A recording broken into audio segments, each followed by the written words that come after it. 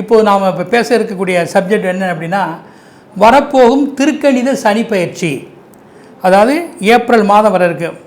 அந்த ஏப்ரல் மாதம் வர இருக்கக்கூடிய அந்த சனிப்பயிற்சி நமக்கு என்னவாக இருக்கும் அப்படிங்கிறத தான் நாம் இப்போ பேச வந்திருக்கிறோம். ஏப்ரல் 2025 முதல் மற்றும் மே மாதம் 2028 வரை கிட்டத்தட்ட 3 ஆண்டுகளுக்கு இந்த மீனத்தில் சனிப்பயிற்சி சஞ்சாரம் செய்கின்றார். அதில் 2 முறை 5 மாதங்கள் வக்ரமாவார். ஆக இந்த மீனராசியில் சஞ்சரிக்கக்கூடிய சனிப்பெயர்ச்சி 12 ராசிக்கும் ஏப்ரல் 2025 முதல் மே 2028 வரை மீனராசியினுடைய சனிப்பெயர்ச்சி சஞ்சாரம் எந்த வகையில் நமக்கு என்னவாக இருக்கும் என்பதை முக்கியமாக கவனிக்க வேண்டும். ஏன்னா கிரகங்கள்லேயே மிகவும் ஒரு வலிமை உடையது ஈஸ்வரன் என்ற பட்டம் பெற்றவர் அல்லவா, கிங் மேக்கர்னு சொல்லுவாங்க. அப்படிப்பட்ட சனீஸ்வரரை நாம் வணங்கி, சனீஸ்வருடைய தாசன் யார்? முதல்ல மகா கணபதியை நாம் வணங்க வேண்டும். அற்புத கீர்த்தி வேண்டின், ஆனந்த வாழ்க்கை வேண்டின், நற்பொருள் குவிதல் வேண்டின், நலமெல்லாம் பெருக வேண்டின், கற்பக மூர்த்தி தெய்வம் களஞ்சிய திருக்கை சென்று பொற்பதம் பணிந்துவார் பொய்யில்லை கண்ட உண்மை. நவக்கோள்களுக்கு அடக்கமாகி அந்த அருணகிரிநாதர் எழுதிய பாடல் முருகப்பெருமானுக்கு, நாள் என் செய்யும் வினைதான் என்னை செய்யும், என்னை நாடி வந்த கோள் என் செய்யும், கொடுங்கூற்று என் செய்யும், குமரேசர் இரு தாளும் சிலம்பும் சதங்கையும் தண்டையும் சண்முகமும் தோளும் கடம்பும் எனக்கு முன்னே வந்து தோன்றினேன். சிவபெருமானை பற்றி நம்ம நிறைய பாடல்களாம். அதில் முக்கியமான பாடல் உலகெல்லாம் உணர்ந்த ஓதற்கரியவன் சேக்கிலார் பாடியது. உலகெல்லாம் உணர்ந்த ஓதற்கரியவன் நிலவிலாவிய நீர்மெளி வேணியன் அலையில் ஜோதி அம்பலத்தாடவன் மலர் செல்படி வாழ்த்தி வணங்குவோம். இந்த பாடல் மிகவும் சிறப்புடைய ஒரு பாடல். இதில் 72 அட்சரங்கள் வார்த்தைகள் இருக்கின்றன. இதை சேக்கிலாரே பாடியதால் சேக்கிலாருடைய அருள், இதை நடராஜனே அடியெடுத்து கொடுத்ததால் நடராஜனுடைய அருள், பஞ்சபூதங்களுடைய அட்சரமாகிய ஆ ஊ மா இருப்பதால் படைத்தல் காத்தல் அடித்தல் பஞ்சபூதத்தினுடைய அருளாசிகள், 63 நாயன்மார்கள், 9 தொகை அடியார்கள், இப்படி எல்லோருடைய அருளையும் பெறக்கூடிய துதியாக இந்த பாடல் இருக்கின்றன. அதற்கப்புறம் மாசில் வீணையும் மாலை மதியமும் வீசு தென்றல் வீங்கிட வேணையும் மூசு வந்தரை பொய்கையை போன்றதை ஈசை எந்த நிலையை சொல்வது யார்? அப்பர் என்ற நாவுக்கரசர். அதுக்கப்புறம் திருநாவுக்கரசர் காதலாகி கசிந்து கண்ணீர் மல்கி ஓதுவர் தம்மை நன்னறி உய்ப்பது வேதம் 4 மெய்ப்பொருளாவது நாதன் நாம நமச்சிவாயமே என்று சொல்லுகின்றார். அதுக்கப்புறம் சுந்தரர் பித்தா பிறைசூடி பெருமானே அருளாளால் அத்தா என காலால் அல்லேன் எனலாமே என்று சுந்தரர் பாடுகின்றார். மாணிக்கவாசர் எல்லாத்திற்கும் மேலே போய் நமச்சிவாயம் வாழ்க நாதன் தாழ் வாழ்க இமைப்பொழுதும் என் நெஞ்சில் நீங்காதான் வாழ்க கோகிலியாண்ட குருமனின் தான் வாழ்க அவன் அன்னிப்பான் தான் வாழ்க ஏகன் அநேகன் இறைவனடி வெல்க வேகம் கொடுத்து ஆண்ட வேந்தனடி வெல்க பிறப்பருக்கும் பிஞ்சகன் தன் பேய்களல் வெல்க புறத்தாருக்கு சேயோன் தன் பூங்குழல் வெல்க என்று எம்பெருமான் ஈஸ்வரனை பற்றி மிகவும் சிவபுராணத்தில் அற்புதமாக கணக்கிடுகின்றார். திருமூலர் சிவசிவ என்கிற தீவினையாளர், சிவசிவ என்றிட தீவினை மாலும், சிவசிவ என்றிட தேவரும் ஆவர், சிவசி என்றிட சிவகதிதானே, அப்பனை நந்தியை ஆறாமுதிலை ஒப்பில்லா வல்லலை ஊழி முதல்வனை எப்பொரு சாயுமின் ஏத்திமின் ஏத்தினால் ஈஸ்வரருள் பெறலாமே. நந்தீஸ்வரர் எம்பெருமான் நாளோரு வணங்குவோருக்கு புந்தியில் ஞானம் சேரும் பொலிவர செல்வம் கூடும் சிந்தையில் அமைதோனும் சிறப்புற மக்கள் சேர்வர் இந்திர போகம் கிட்டும் இணையில்லா வாழ்வுதானே இணையில்லா வாழ்வுதானே. ஏனென்றால் சிவனுடைய தாசன் சனீஸ்வரர். அதனால் சிவனை பற்றி நம்ம அற்புதம் சொன்னது. அம்பாளுடைய தாசனாகவும் அவர் இருக்கிறார்.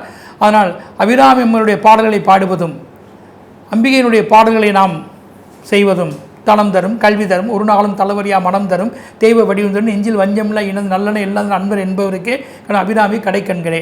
நமக்கு பல வித்தைகள் சிறப்புகள் எல்லாம் சனியினுடைய மந்தத்தன்மைகள் ஏற்படாமல் சிறப்பாக பெறுவதற்கு குரு பிரம்மா குரு விஷ்ணு குரு தேவோ குரு மகேஸ்வரா குரு சாட்சாத் பரபிரம்ம தஸ்ம குருவே நமக உலகெல்லாம் பணிகின்ற கலைமைகளே போற்றி கலைமைகளுடைய அருளும் நமக்கு வேண்டுமல்லவா.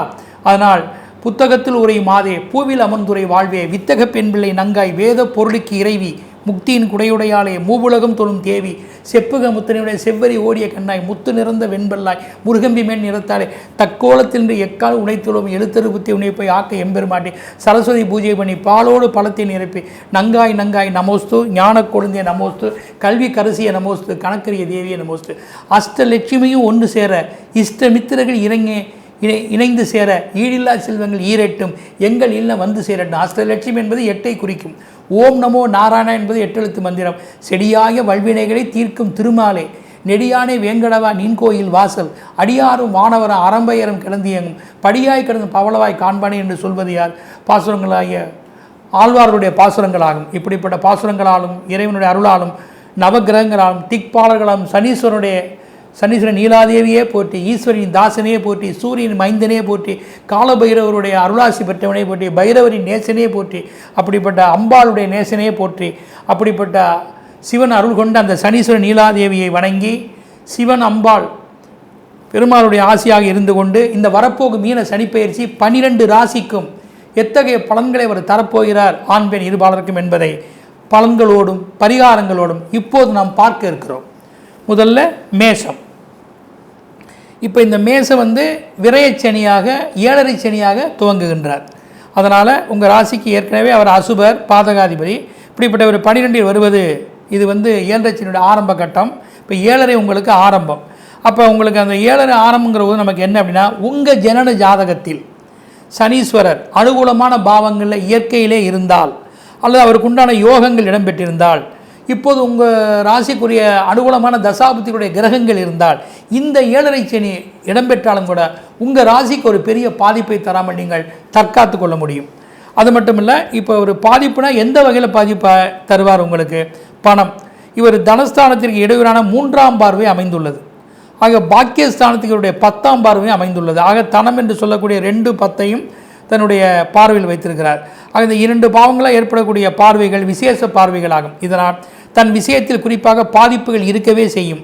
மேலும் ராசிக்கு விரயஸ்தானத்தில் சஞ்சரிப்பதால் அதிகதொரு தனம் பொருள்கள் வந்தாலும் அவையெல்லாம் எந்த வகையிலாவது நிர்பந்தத்தின் காரணமாக விரயமாகிவிடும். தங்களிடம் இருப்பதை பாதுகாப்பாக வைத்துக் கொள்ள வேண்டும். சிறிய முதலீடுகள் எதை செய்தாலும் தன்னுடைய சொத்து பொருட்களை ஒத்தி என்ற பெயரில் பயனடைவதும், அரசார்ந்த சில கடன் திட்டங்கள் மூலமாக சிலவற்றை தக்க வைத்துக் கொள்வதும் புத்திசாலித்தனமாகும். உங்கள் ஜாதகத்தில் கன்னி மேஷம் இந்த இடத்துல சனீஸ்வரருக்கு பிரஸ்தார பலன் 4 சர்வாஸ்த வர்க்க பலன் 25 இப்படி இடம்பெற்றிருந்தாலோ, அல்லது இந்த ராசிகளே இந்து லக்கணம் என்று சொல்லக்கூடிய மகாலட்சுமி வீடாக அமைந்தாலோ இந்த பண விஷயத்தில் பாதிப்பு வராமல் மாறாக பண விஷயத்தால் உங்களுக்கு நன்மைகள் வரும், கேட்டது கிடைக்கும், உங்கள் தேவைகள் எதையும் எந்த வகையிலும் பூர்த்தி செய்து கொள்ள முடியும். இப்போது குடும்பம். இந்த ஸ்தானத்துக்கு இவருடைய பார்வை இருக்கிறது. இதனால் தகப்பனார் ஸ்தானத்தை பார்க்கிறார். பெற்றோர்கள் மூதாதையர்கள் எந்த வகையிலாவது பகைத்து கொள்ளாமல் குடும்ப மெம்பர்களில் அனுசரித்து நடந்து கொள்ள வேண்டும். சில முக்கிய பொறுப்புகள் கூட கலந்து பேசியதை செய்துக்க வேண்டும். பிள்ளைகள் விஷயத்தில் நீங்கள் பெற்றோர்களை அனுசரணையாக நடப்பதும் அவர்கள் பேச்சை கேட்பதும் நல்லதே. பேரன் பேத்திகள் கூட எதையும் அவசரப்படாமல் தன்னுடைய பெற்றோர்கள் மூதாதையார்கள் உடன்பிறப்புகள் இவர்களாம் அனுசரித்து நடந்து கொண்டால் உங்கள் வாழ்க்கை அது ஒரு வளமுடையதாக இருக்கும். ஆக பூர்வீகத்தை விட்டு வெளி செல்லக்கூடிய நிலைகள் அதிகம் இருக்கின்றன. மாணவர்கள் கல்வி ஸ்தானத்தோடு சனீஸ்வரர் தொடர்பு இருப்பதால் எந்த படிப்பு, அதாவது படிப்புகளில் சற்று பாதகம் வரும், அதிக பணம் செலவாகும், தன்னுடைய சொந்த ஊரை விட்டு தள்ளி படிக்க நேரும். அதனால் உங்களுக்கு உயர் படிப்புகளில் செல்பவர்களுக்கு சில நிர்பந்தமான சூழ்நிலைகள் ஏதேனும் உருவாவதற்கான சந்தர்ப்பங்கள் நிறைய இருக்கின்றன. தீர்க்க ஆலோசித்து ஒரு துறையை தேர்வு செய்து நீங்கள் படிக்க வேண்டும்.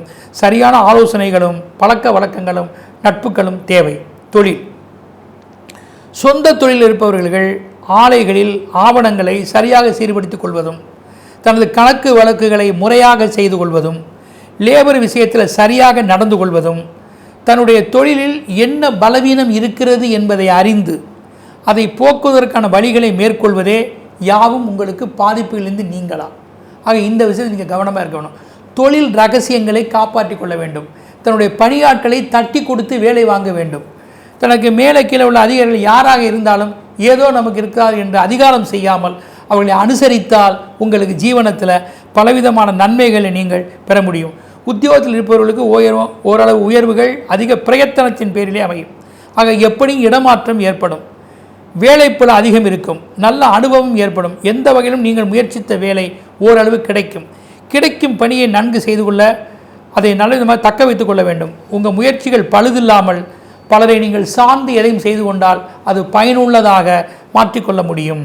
அத்துடன் கருப்பு நிற பொருட்கள், சிவப்பு நிற வஸ்துக்கள், கால்நடைகள், இந்த ஜீவனங்களிலெல்லாம் நஞ்சையோ புஞ்சையோ இதில் சிறிய அளவிலே நீங்கள் எதையும் பிரயோஜனப்படுவது நல்லதே. பெரிய அளவில் எந்த முயற்சிகளும் ஈடுபடாதீர்கள். தன்னுடைய உடைமைகள் பொருட்களை கூட கால்நடை கூட இன்சூர் பாதுகாப்பாக செய்து கொள்ள வேண்டும். தன் சொத்துக்களை கூட பிறருக்கு லீசிங்காய் விடுவதும் நன்மையே.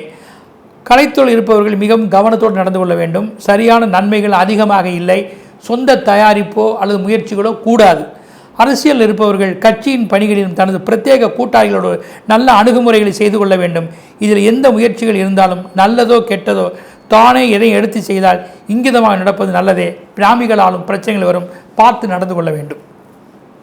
இப்போது ஜோதிடம் எண்கணித ரீதியில் சனீஸ்வரருடைய பலன்கள் என்ன என்பதை இப்போ பார்ப்போம். உங்கள் பிறப்பு தேதி, விதி எண்கள், உங்கள் பெயர் அமைப்பு இவைகளெல்லாம் உங்களுடைய ஸ்தாபனம், ஒப்பந்தம், இலக்கம், முக்கிய ஆவணங்கள் இதெல்லாம் 12, 13, 14, 91, 108 இந்த எண்களுக்குள்ளே சரியாக வர வேண்டும். அத்துடன் THFMAVEO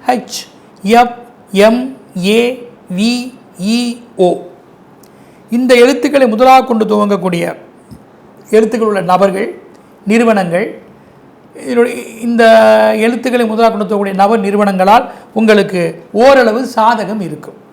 ஆக ஜோதிட வாஸ்து சனிப்பெயர்ச்சியில் இப்போது வாஸ்து ரீதியில் சனிப்பெயர்ச்சியில் எது நன்மைன்னு பார்ப்போம். கிழக்கு, தென்கிழக்கு, மேற்கு திசையில் உங்களுடைய வீடு, வியாபார ஸ்தலம், தொழில்நிலைகள் இத்தகைய திசையுடைய முயற்சி பயணங்கள் எதுவாக இருப்பினும் இந்த சனிப்பெயர்ச்சி உங்களுக்கு சாதகமாக அமையும். இப்போ கவனக்குறிப்புகளும் கடவுள் வழிபாடுகளும்.